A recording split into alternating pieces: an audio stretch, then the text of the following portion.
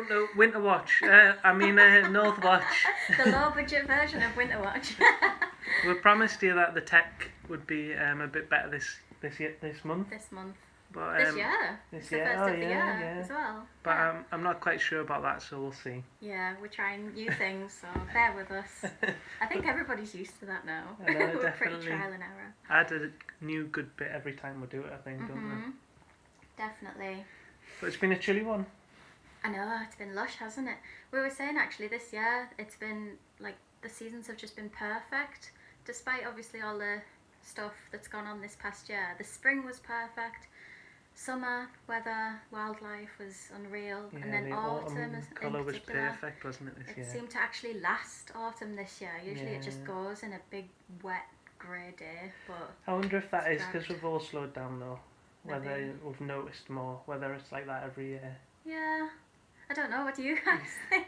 We always do this, we start chatting to each other and actually forget to say hi, put your comments in the comment box, and we hopefully can actually view them tonight. Like I said, we're trying something new, but if not, we'll answer you at the end. So yeah, it's all good. But it's been pretty much like Narnia here in the far reaches of West Northumberland, sort of Cumbria. Yeah, he refuses to say we're in Cumbria. We're on the Northumberland-Cumbria border, and it is a funny one actually, because we're not supposed to obviously leave our areas, but wherever we walk, we have to walk into Northumberland, don't we? Yeah. So we're a bit sneaky that way. But yeah, it's been beautiful, really Narnia-esque, hasn't it? Yeah. Yeah, so we wanted to know as well if you guys have enjoyed any wild winter wonders. Of course, we'll get to that soon, but if you have and you didn't submit any pictures, put them in the comments if you like, or just let us know. We love seeing your pictures so much, it's lovely. Yeah, because there's been some mad stuff in the woods, hasn't there? From the hair ice to the proper ice pancakes. The ice pancakes. Did you see our ice pancakes? If you didn't, after this, scroll down. It was amazing, wasn't it? We're like, what is that? Just all of these frozen crackers, frisbees. circles, yeah. But it's just the way that the ice actually forms in the rotation. It's like, it depends entirely upon loads of different factors, like the weather and even the speed of the water at the time, and the ice formations at the bottom of the circles and how they rotate. I'm not a scientist, can you tell? But eventually it forms all of these ice discs or ice pancakes. And I think one of the real names for them was ice crepes though, wasn't it? It was ice crepes, but yeah, it's a bit risky saying that out loud, so we went with ice pancakes. And I still think they're there, aren't they? They're just a bit shriveled. Yeah, they're a bit withery. I wouldn't want one with syrup on top, personally. We got them in the prime, didn't we? I did, yeah. I'm chuffed with that. But you've been out filming the bit of the winter spectacle, haven't you? I have. He says filming. This is why Kane's the filmmaker, by the way, out of the Wild Intrigue. I think they're alright. Team. They're alright. Yeah, but I just thought it was really beautiful in the forest, and it's just down the road to us, so it's part of our daily walk.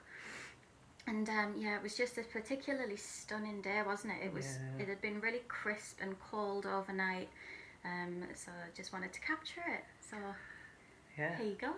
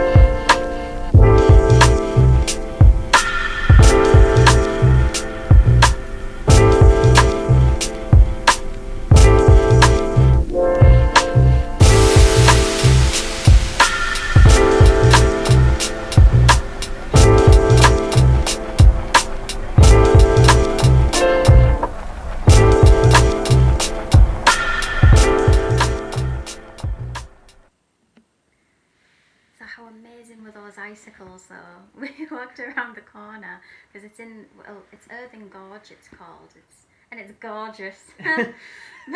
We walked up to it, didn't we?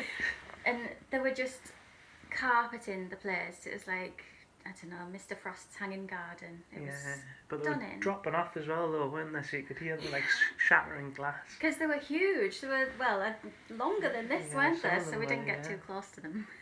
But no, it was just one of them lovely days where, as you seen, the snow was covering the rocks of the river, and we found fox tracks and otter tracks waiting them coming in and out of the water, didn't we? Yeah, and otter sprained. Oh yes, as and well. otter sprained, We found otter sprains, which was pretty exciting. I did take a picture of that, but I've decided not to put it up. Not everybody's a poo enthusiast like me. We even had icicles on our windows, didn't we? Yeah, we did actually. Some were on the inside, unfortunately. But this really cold weather it's hard for the wildlife, but it makes it a lot easier for us to see things, doesn't it? Because everything needs to feed continuously, so shy and wary species often come out and you can see them. So I remember living at the coast and seeing the woodcocks feeding on the road verges. There's been buzzards around looking for food, haven't there? Lots of buzzards. And even in our garden, we've been picking up more birds coming into the feeders, but especially these absolutely stunning brambling. So brambling are very similar to chaffinch in appearance. That's a chaffinch in the foreground of this picture. So these birds are coming down from sort of Scandinavia, Northern Europe, and they spend the winter in the UK, and largely amongst sort of chaffinch flocks, don't they? But they've got this lovely sort of orange hue to them, and the males in the summer have these black heads, and you can just see that coming through in the winter plumage. So superficially they're a bit like chaffinch, but when you see them they're not. And the most striking feature is that when they fly away they've got these bright white rumps. So our garden's not attached to the flat, so when we walk in we'll generally flush the birds up, don't you? And you can count the brambling when they're flying away. But they're just absolutely beautiful birds. Yeah. And they are a bit Viking-esque, I think, because they're aggressive feeders, they scare everything away. And they've got these lovely fiery, warm hues. The females aren't quite as bright. They're a bit more drab, as with many birds. Yeah, as with many birds. But they've still got these intricate details on the back there, and they've still got this lovely sort of orange hue to them. And when they fly away, they do still have that white rump. And together, you can see them here. So that's the male on the bottom there, and a female on the left. And we've had up to at least six birds. I've counted 6 at once, in amongst all the other birds in the garden. But we're pleased, really, aren't we? Because the last place we lived, we got brambling in the garden as well. We did. We're quite lucky. We're brambling magnets, aren't we? Definitely. It seems. We've always lived in the periphery of Kielder Forest, which has a massive chaffinch population, and I think it's all them chaffinch sort of bring them in and keep them within the area. But I love seeing the brambling. Yeah, me too. It's such a treat, isn't it? Definitely. Real treat to have it in your garden as well. Yeah. But yous have been having treats as well. Yeah, your wild winter wonders. So we asked you guys to send some stuff in. We're going to do this more, and we'll be a little bit more organised and give you more time next time as well. But some of you sent in some beautiful stuff. So Rachel Owen, who is a student on the Wildlife Media degree at the University of Cumbria, and she heads up the Wildlife Society. She's been looking at some urban wildlife on her daily walks. So she had beautiful bullfinch that you've just seen, and blue tits, and all of these were taken from the Society's wildlife hide, which is on campus. So she just took a camera along and enjoyed some time with these beautiful birds. And we also had some images from Malcolm Welch down in the Ribble Estuary, and he got these lovely close-up photographs of this kestrel on the post. Kestrels are such stunning birds, aren't they? We often see them hovering on the motorways, but to get them close like this is unbelievable. And he also sent this lovely picture, stone chat, sitting on top of the weeds, and they'll be doing a lot of this in the winter weather. Using these perches to pick out, see if there's any insect life or seed matter. But they're just such lovely birds to see. A great capture, isn't it? It is. Lovely colours, isn't it, on that, actually? Yeah. And from Twitter... yes. This is from... She looks at her notes as though nobody can see. And you haven't put them on your I notes. haven't got the name. I haven't got this name there. How bad do I feel? Oh, this was from technical Heather difficulties. Well, this was from a wonderful follower on our Twitter there, and he had a bullfinch hunkering down in the winter and this pheasant feeding in a tree. If you've ever seen a pheasant in a tree, it is quite an odd sight when you come across it, but just like most other birds, they're taking advantage of all of the berries, and pheasants are omnivorous really, so they eat everything. But I thought there were some lovely colours as well there. And we also had this great capture of a kingfisher in Jesmond. Yeah, this one's particularly exciting, I think, isn't it? Yeah, so this is by Nick Smith. And kingfishers in Jesmond are commoner than first thought, aren't they? Every time we go down there we see them. But they're just a jewel, aren't they? A jewel in the crown of urban Newcastle, really, aren't they? Yeah. And that blue flash you see when you're walking through somewhere so urban, and that call you hear, it just always makes me so excited. It does. It gives you that little heart flutter. It's that little buzz that nature always brings you, doesn't it? But to have it in the heart of the city, like you say, you wouldn't expect it. No, and But so why captured not? so well as well. I know. Because you rarely see them down there. You just hear them and see them flash, don't you? Yeah, we are potentially maybe going to get a guest blog from Nick about his experience with this, so look out for that on our page soon as well. We do also have, if you've got it, Kane, a photo from Kath Smith. I don't know I don't know where this one's gone. There's a Kane technical difficulty. So sorry, Kath, if you're watching, but it was a beautiful winter scene of Beacon Tarn in the South Lakes. We'll see if we can share it on our socials. Yeah, we'll put them up on our socials, won't we? Yeah, I just say like we're so modern. But yeah, thank you so much for sending those in. It's really lovely to see you guys getting out and about and enjoying nature, because more than ever we need it and it needs us. So just getting out there helps, really. Definitely, yeah. We love our camera trapping. Like proper love our camera trapping, don't we? A little bit addicted. So we're going to try and do a feature on NorthWatch every month on camera trapping, and we've got an excellent first one, haven't we? Which isn't our clip. No, it's not our clip. It's from Dave Morrison. He's actually one of my colleagues in the RSPB, and he lives quite close by. But he's a total nut about nature. Obviously, working with the RSPB, and so are his kids. And his kids, a six-year-old kid, I said, does she want a job? Because they set the camera trap and just put it in, and it's this perfect footage, isn't it, of garden wildlife? Yes. Another winter spectacle, really, isn't it? Exactly. The field bears, the thrushes, the starlings, the wood pigeons. Yeah, all taking advantage. He's got this like mini orchard. But it's such a beautiful little clip. And camera trappings are just so fascinating, isn't it? Because you can see these things from your window sometimes, but half the time you don't see the true behaviour, do you? You get these surprises. That's exactly Christmas presents. Yeah, Christmas presents. It's either socks, we say, don't we? If it's a file of grass, just doing that in the wind. Or it's an otter, isn't it? And yeah, definitely. that's your treat for Christmas. So be prepared for camera trap. And if you've got any camera trap clips yourself, please send them in, because we'd love to share them. Yeah, definitely. And if you want tips, of course, watch this or just get in touch.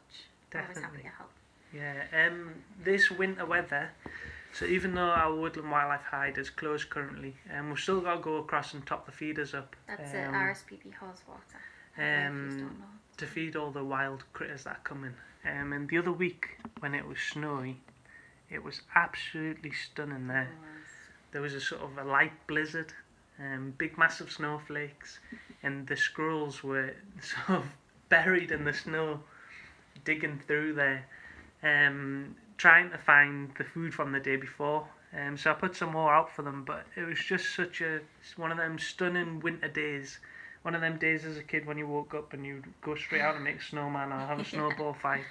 But the wildlife there just looked absolutely fantastic. I felt a bit bad for the squirrels having to work through that deep snow, and I did wonder whether they should just be in the trees, but they were coming through and they were being little snow plows, getting snow on their faces like in the picture here. But all the other species there as well. We're guaranteed Christmas card for next year. Yeah, we've been thinking this, haven't we? Yeah. It would be silly not to make that into a Christmas card, surely.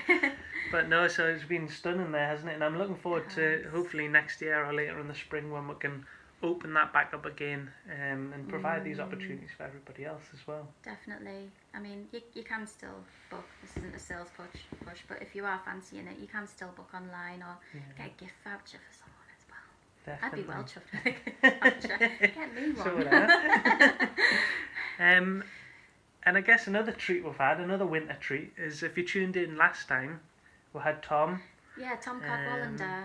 And he's still been producing his ambulance, hasn't he? Yeah, he's brilliant. He's the most optimistic person you could ever meet and ever have the pleasure of chatting to about anything nature related, isn't he? Definitely, yeah. Yeah. So we've got a little sneaky film from Tom. So we'll put this on, another ambling, and then after when Tom's finished in his ambling, we've got James from the Naturalist Society coming up, haven't we? Yes. So we'll put Tom on now. It's hard to imagine that the inhospitable North Sea could play winter home to any bird species, even in the relative calm between here on Almath Bay and Crocodile. We have got quite of guillemots offshore. Now, we shouldn't be surprised at that because guillemots are never too far away. We are seeing quite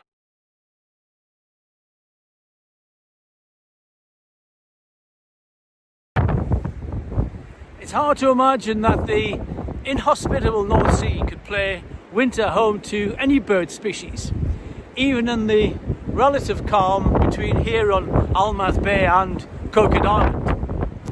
But we have got quite good numbers of guillemots offshore. Now, we shouldn't be surprised at that because guillemots are never too far away. We are seeing quite good numbers of razorbills, which is quite unusual because it's a bit early for them. Now, interestingly, neither of these two birds actually breed on Coquet Island. The nearest they breed is on the Farns, and that is still a number of months away. But the sea itself is pretty lively, but it's full of food.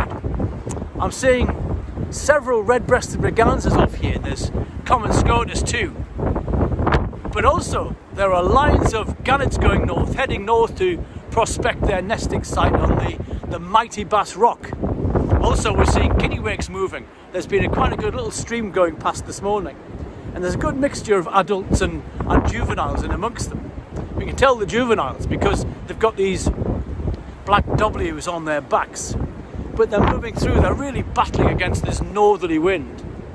So it's quite interesting actually that we've got this kind of still life on the perfectly rich North Sea.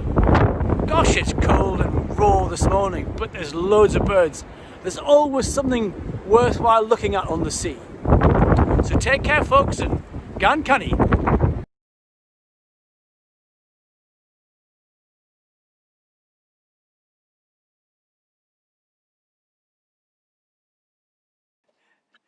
Are you there? Oh. Oh. I don't know if we can't hear? We can't hear him though. Oh wait, I think 1 second. Yeah. There we go. Can you hear me? Yeah, you had a cameo in Tom's film there. Apologies, that was my bad. Oh, I did wonder why. Me pressing buttons. But thank you very much for joining us, James. You're very welcome. This is James Common from the Natural History Society of Northumbria, for those who don't know him already. Yeah. So we've asked James to come along because the Natural Society are doing some absolutely amazing things whilst online, whilst in lockdown, and some exciting plans, but also a bit of the adventure of James and a feral pigeon, which we're quite keen to hear about as well. Yeah, tell us about Dave. Well, Dave's actually moved on to pastures new now after a month. And I mean, good pastures new. He has actually left. He spent 3 days in the garden recouping a little bit and stuffing his face with sunflower seeds. But the last bit we saw of him was sitting on a roof about 5 houses down the street. Right. So we assume he's gone. But yeah, a month with a feral pigeon learning to fly again in the living room was an experience, and quite a dirty one. I bet it was. I did think that when I was seeing your pictures. I'm sure you'll see him one day at Greg's. So yeah, what's happening in the Naturalist Society then? Oh, I'm sure it's the same for everyone at the minute, that we can't get out and we can't do all the things we'd usually like to be doing at this time of year. And one of the great things about what NHSN is doing at present is trying to keep people connected, not just with the natural world, but with each other.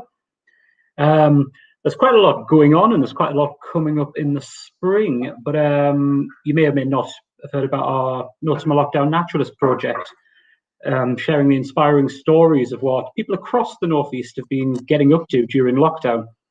We have decided to continue that project and are welcoming submissions from people of all backgrounds right across the region.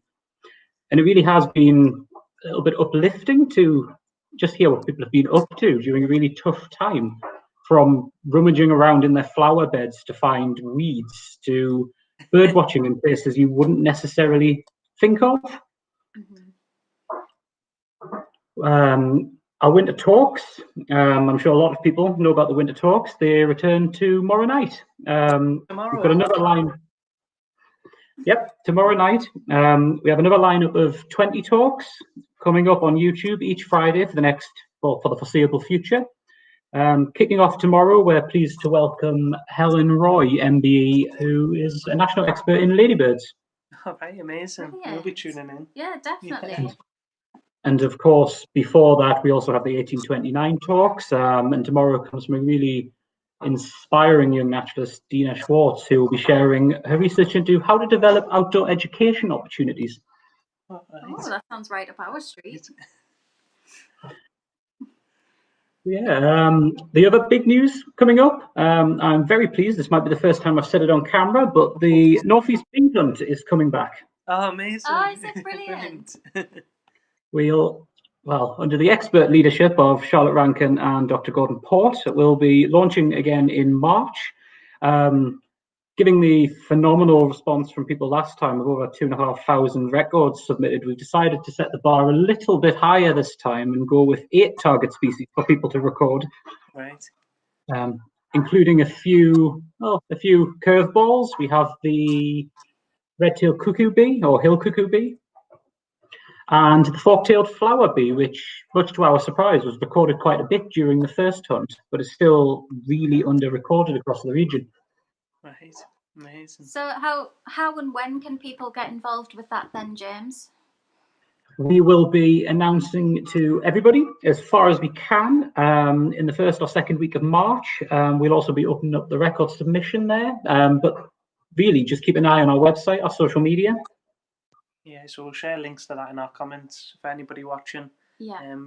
Directing as soon as the bee hunt comes out, I'm sure we'll definitely share that as well. Yeah, definitely. Yeah. Have you found any more rarities in your garden? Nothing much in the garden since it got cold, unfortunately. Yeah, we had a slug the other day, which I'm yet to identify, but I think it's desperate times, desperate measures, really. Yeah. I'm sure it'll be something really exotic and rare. Your garden seems to be for it. Ringneck parakeet flying over this morning was an interesting sight and very loud. Yeah, they are really loud, aren't they? Definitely. them lockdown naturalist blogs are amazing. Like, I think they're definitely worth digging through, because I've seen recently the post, some of the artwork from one of their blogs is actually in a phone box now, isn't it, in the Tyne Valley? Yeah, that was Steve Pardew had been keeping a visual record of the wildlife he'd seen on his daily walks around Wylam. Right. Everything from otters to goldcrest features. Obviously, Wylam is pretty much a nature reserve in itself, evidently. But he has since gone on to add this artwork to the windows of a disused phone box, and we'll also be adding poetry books and creating a real wild hub for members of the community just to pop in, browse, and maybe learn something. That sounds brilliant, doesn't it? That does sound brilliant. You know, James, you're going to have to speak to my mum. She does phone box arts as well. Oh, wow. Just going to drop her name in there a little bit. Fantastic. I'd definitely like to see that. But yeah, all these things are free for people to get involved with, can't they? But you can become a Naturalist Society member and could not currently, but when lockdown eases, that gives you access to Gosforth Park Nature Reserve as well, doesn't it?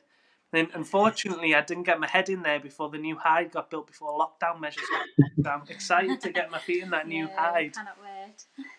Yeah, feedback on the new hide before we were forced to close in line with restrictions was fabulous. I believe within a few days, someone was watching otter from the hide. It's amazing. 3 miles from the centre of Newcastle watching otter. Isn't it? It's incredible. It's that urban wildlife again. Yeah. And certainly bittern and kingfisher have both been seen up there recently as well.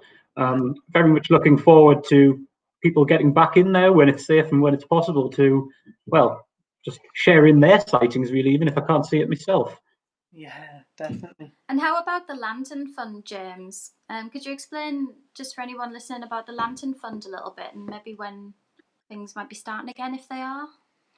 Absolutely. So NHSN's Lantern Fund was named after the original Lantern Light lectures that early society members delivered to inspire local school groups.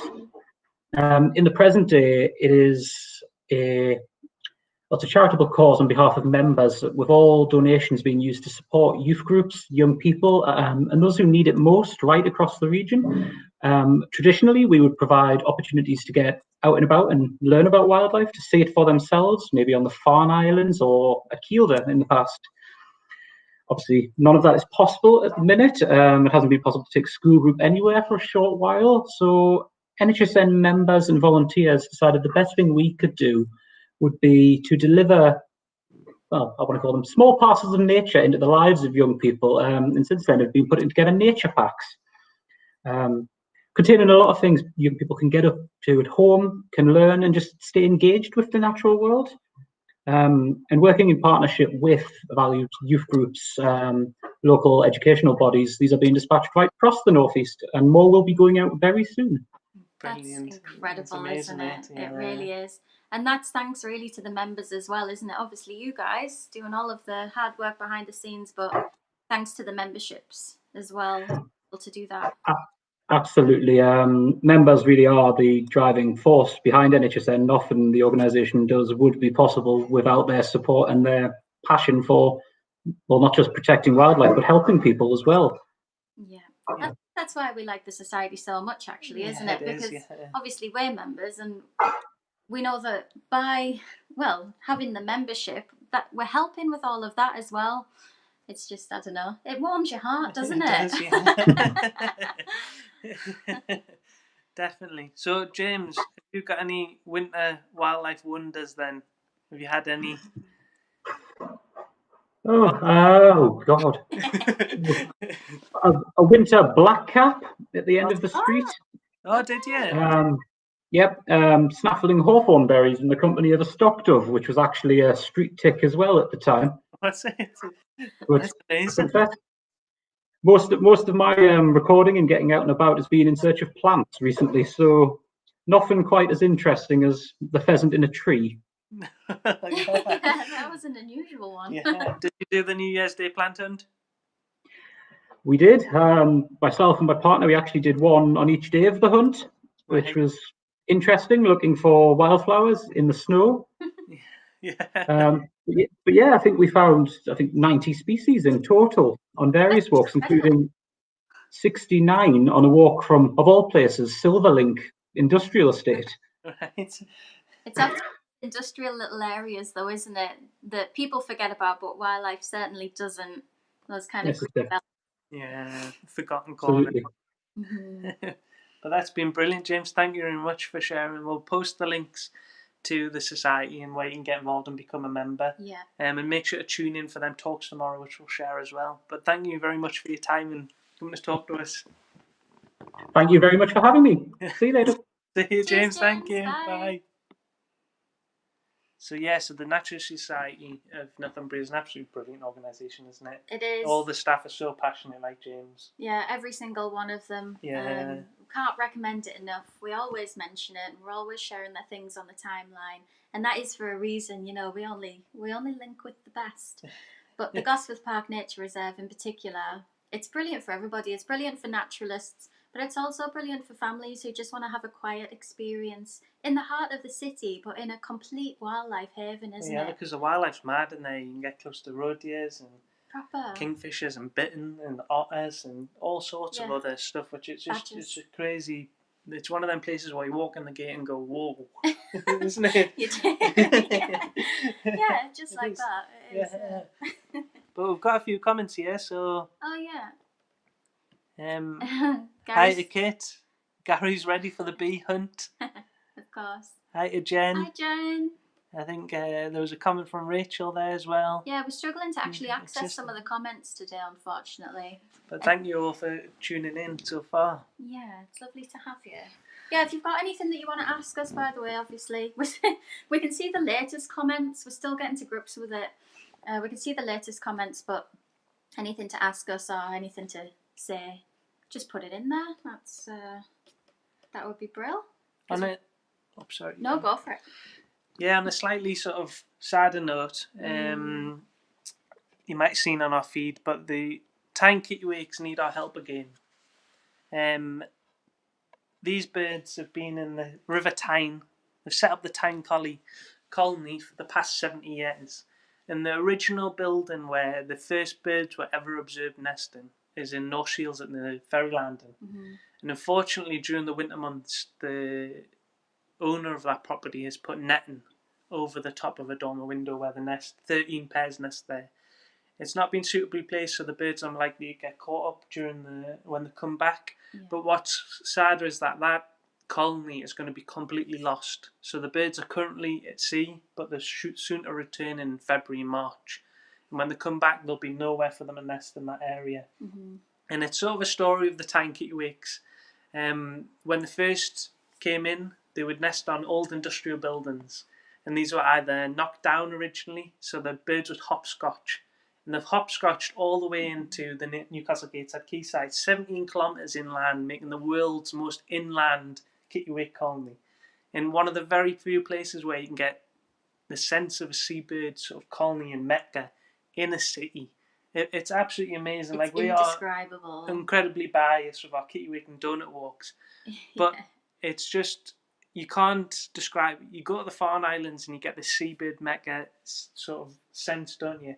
But you can pick that up in the city, in amongst Newcastle's architecture and the Tyne Bridge. Just while people are having, glasses of wine underneath the bridges and the markets going on underneath, the kittiwakes who spend all of their winter out on the ocean are there. It's the biggest privilege, isn't it, to Definitely. have? And it is part of the heritage as well. Yeah, completely. It's not just the buildings that have the heritage. The kittiwakes are part of the building's heritage. That's how we've come to see it, isn't it? And kittiwakes are actually declining across the rest of the UK. The colonies, they thought maybe through climate change and the change in weather patterns, early spring storms are hitting the cliffs.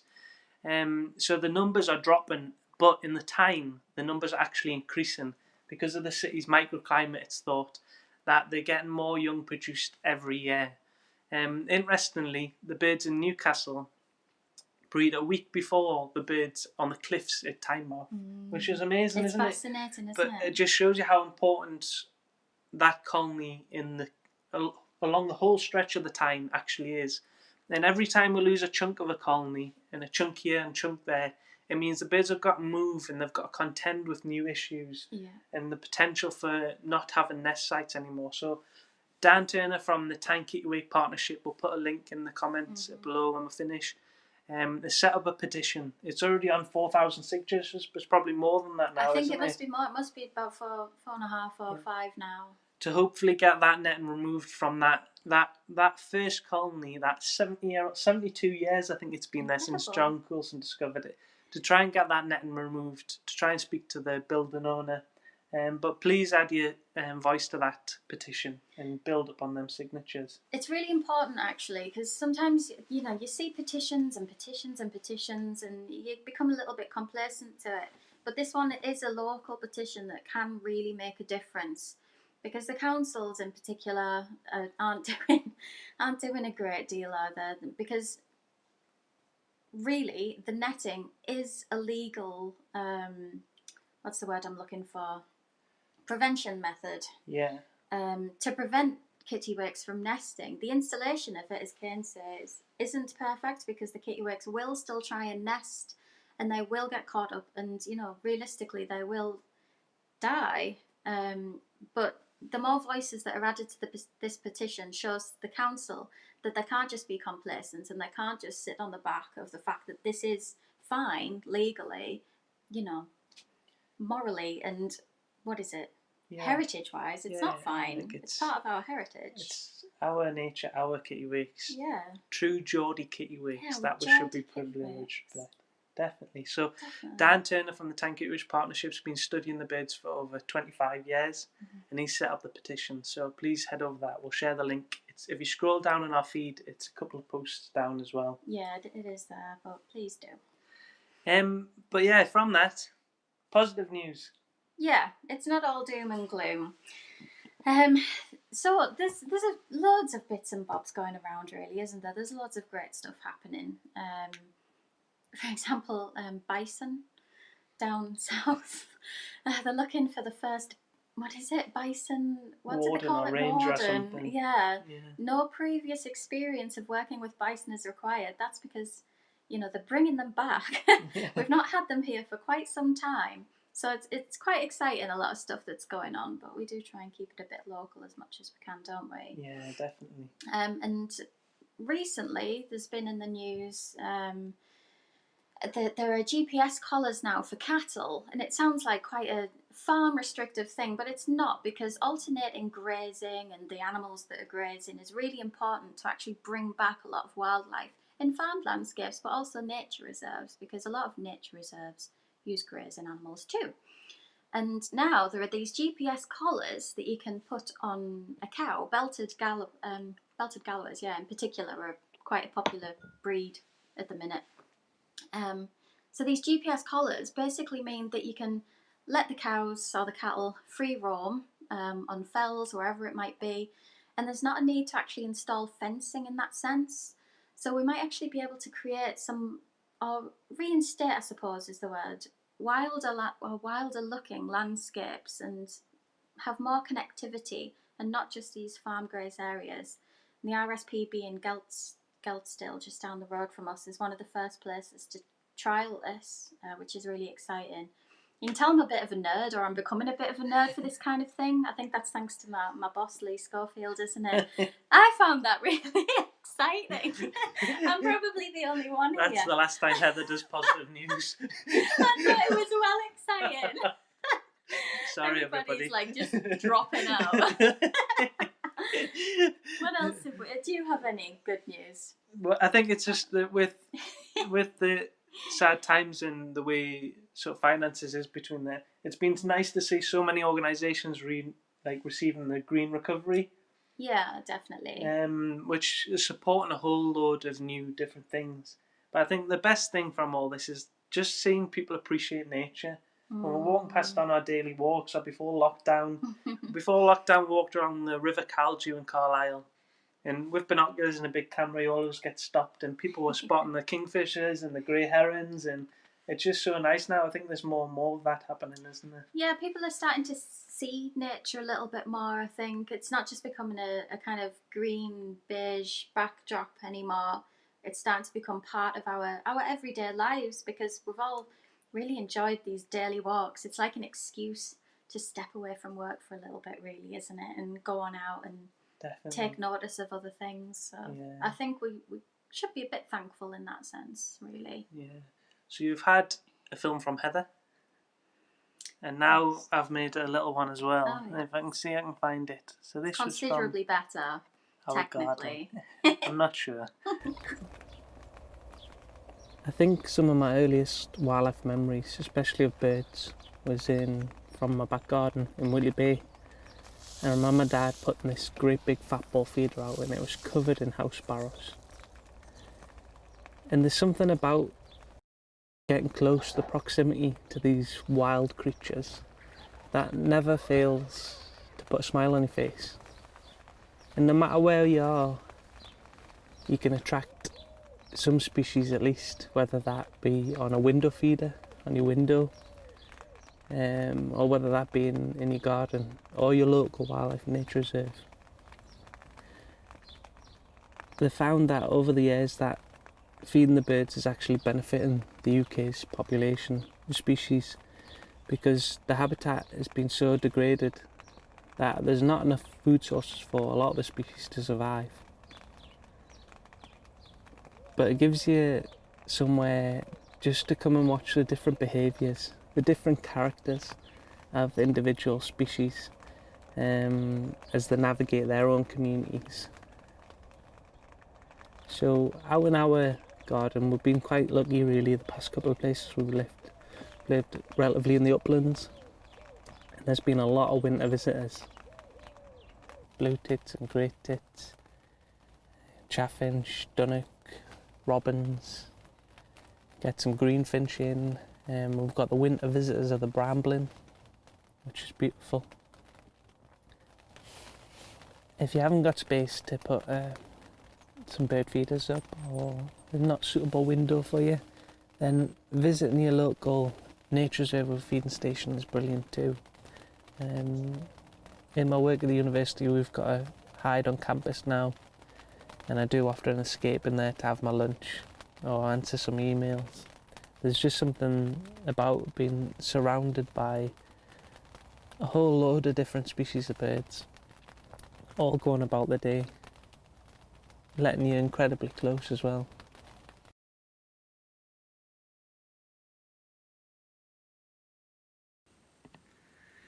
So we're still working on our garden, aren't we? I went and grabbed some perches the other day, but the amount of birds in there is unbelievable, and it is like I could just sit all day watching birds, like not do literally anything else, just sit all day watching birds. Yeah. Whether that's in a garden or on your window feeder or at nature reserve, I think just been fascinated by it since I was really young. Yeah, absolutely. Yeah. But that's the thing, isn't it? Birds are everywhere. They are, Everybody can enjoy birds, whether you're on the coast, whether you're in the country, in the town, in a city. Yeah, well, we'll say that we've got my little sister on a feeder for Christmas, and I think it's been out there for about 2 weeks and she hasn't had a bird yet, but it will come, and it'll be a blue tit, guaranteed. But yeah, so you can get involved whilst you're watching your birds, get a feeder out. Mm-hmm. The most important thing to do when you're feeding the birds is to make sure the feeders are kept clean, because you're getting so many visitors, there's a chance of spreading disease or the food mouldy, so make sure to keep them feeders clean.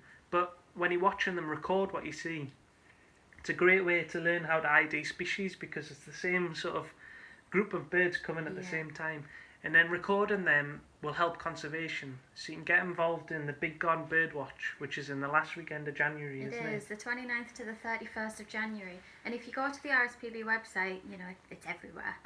Sign up and you'll get advice and, sign-in sheets and things like that. And it enables you to actually register your recorded species as well. But not just that. By signing up, who's an RSPB member of staff, by signing up you do actually get 20% off the shop as well, which is pretty cool, I think, and free delivery. But Big Garden Bird Watch has been going for years, haven't they? So they get a lot of data of different birds. And then if you get hooked on counting them birds and IDing them, you can join the BTO's Garden Bird Watch, which is, you do that weekly. So you can sit in your garden for 20 minutes a day or for an hour at the weekend and record what birds are coming, and this is all building on this really helpful data to conserve them species. Yeah, and it's enjoyable too, it's not a hardship sitting there watching birds with a cup of tea and writing them down. I wish somebody would pay for me to just sit and watch birds. One day we can at Wild Intrigue maybe. But you've been experiencing some other small birds, haven't you? Not quite in the garden though. Not quite in the garden. I just went for a potter down to the river the other day. It was really lovely, and I was watching this tree creeper. If you haven't seen a tree creeper before, you could be mistaken for thinking it's a mouse. It's very creeping, as you might imagine, in the way it moves, goes up the tree, and it's picking out the invertebrates and things like that. Had a lovely time watching that. But then the further down I went, I could hear all of this kind of, not jingling, I suppose. It's a very light sound, isn't it? Yeah. I'm not very good at describing bird sounds, and I'm not going to mimic it. You want to do it? No, I can't do it. Oh, not brave enough. I could hear this kind of light jingling, if you like, and I thought, I know exactly what that is.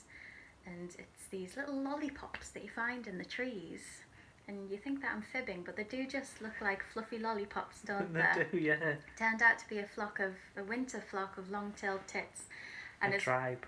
a tribe, It's yes, a tribe. exactly. How good a name is that for a collective of long-tailed tits? And they are like a tribe, aren't they? Yeah, They're yeah. quite tribe-like.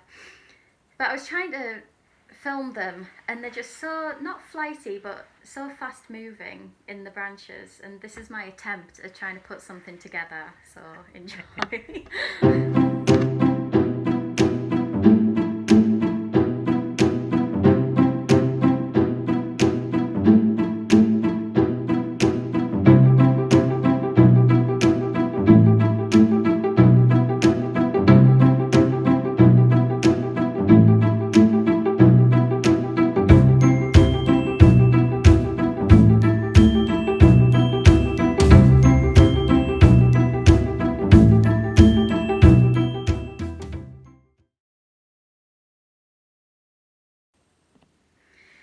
So there you go, as you can see.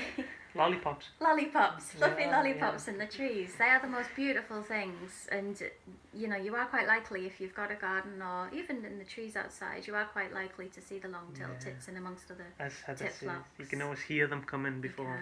can. But check amongst them as well, because there's often other species in there.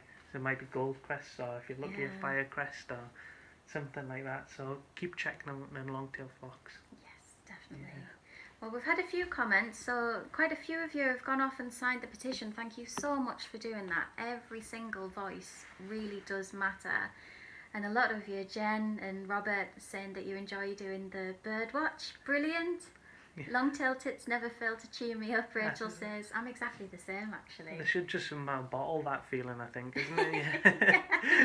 Maybe we could just keep Heather's film in our pockets. Why not? So what else have we got coming up, actually? I'm just going to casually look at the notes because There's some there, my you know. brain is... There we go. Yeah, so at the end of... No, next week, next Tuesday, actually. I've literally just looked at them. See what I mean? Scatterbrain. At the start of next Tuesday, our illegitimate parent Winter Watch starts. And of course that's with Chris Packham and Michaela. No, it's not with Michaela this year, I think. It's Gillian and Yolo and... I can't remember the other name. No. No, it's with the Winter Watch crew anyway, doing their bits and bobs. So it's a much more... If you haven't watched it, I'm sure you have. That's a brilliant promotion. Well, I want them to watch us, not them. No, don't go watch them. Watch our low budget version. If you want a nicer, polished, more accurate, beautiful wildlife experience, please tune in to Winter Watch next week. That's what you're meant to say. Yeah, pretty much. Yeah, but they don't laugh as much as we do. So, yeah, so that starts next week. Definitely worth a watch. It really is lovely, actually, isn't Yeah. it? Because they're just so optimistic. It's just like you guys commenting there. It forms a community, doesn't it, when you're watching? does. Yeah. Yeah, and if you look up, obviously, hashtag Winter Watch as well, it's all of everybody's photos and things, so that lovely community to join.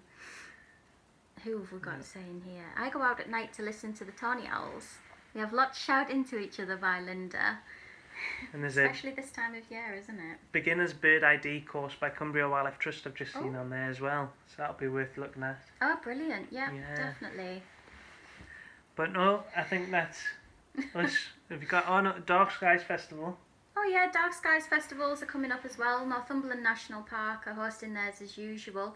I say as usual, they won't be hosting live events, obviously, because of lockdown and stuff. At least in the first part, we don't know what's going to happen at the end of February. But they are having live online events and different lovely things that you can take part in. And there's a new Cumbria Dark Skies Festival as well, which is largely headed up by Friends of the Lake District, with the Lake District National Park and whatnot. And they start early February. So really worth looking at that because, I mean, if you live in a town, it's not quite as easy, is it, to enjoy the dark skies? You can still see some stars You though, can. doesn't it? With us being so northern and not so urban, you can still Yeah. see stars You and can. planets, the But- moon. Yeah, you can.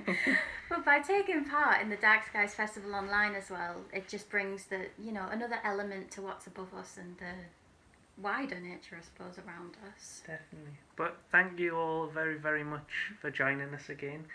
The next one's going to be even better again, isn't it? Well, hopefully it was slightly better. Yeah, we had an intro this time. It didn't just kind of appear on your screens at least, but we're getting there. And please send us your winter wonders so we can attempt to share them. I'm going to say attempt. Yeah, we'll get better at that, won't we? Yeah, We'll remember it'd be names. lovely to see them.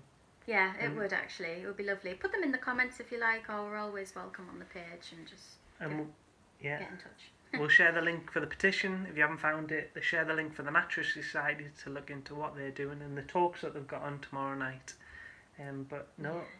Thank you again. Yeah. And we'll see you for the next one next month. Yeah, have a good night, everybody.